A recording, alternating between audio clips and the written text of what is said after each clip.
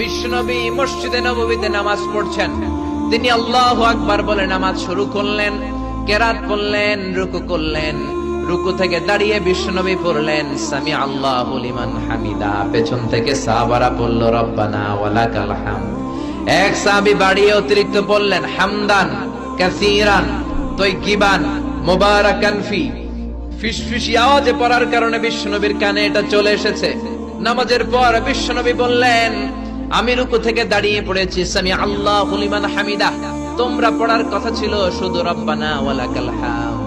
কে যেন একজন ফিসফিস আওয়াজে পড়েছো হামদান কাসীরান তাইয়িবান মুবারাকান ফি। কে পড়েছো? দাঁড়াও।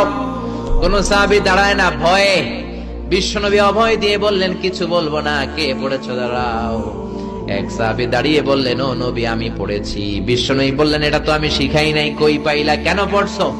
সাহাবী বলে, নবী গো, আল্লাহর তাসবিহ অল্প পড়লে আমার পোষায় না, এই জন্য আমি একটু বাড়িয়ে পড়েছি। আল্লাহু আকবার।